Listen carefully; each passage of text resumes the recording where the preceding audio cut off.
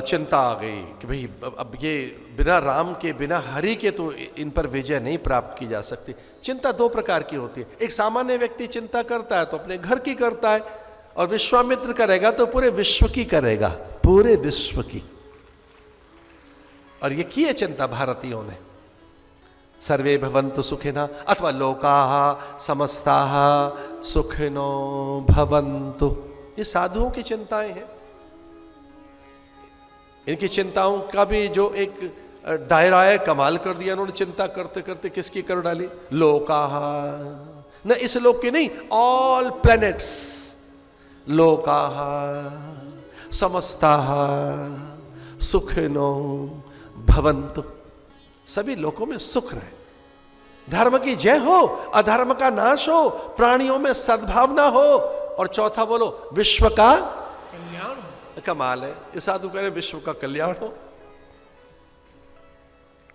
ये पूरे सबके वेलफेयर की बात कर रहे हैं, सबके वेलबींग की बात कर रहे हैं।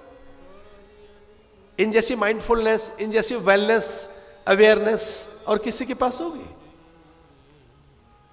क्या बात है। विश्वामित्र, और चल पड़े विश्वामित्र। और जब विश्वामित्र चले तो वो कोई सामान्य राजा नहीं था।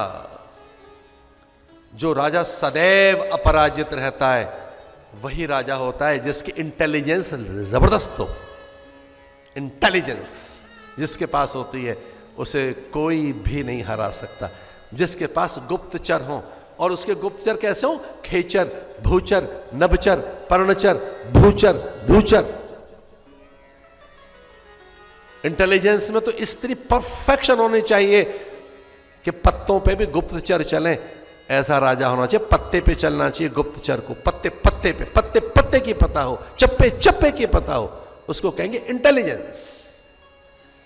अनलकीली मेरे शासक के पास है।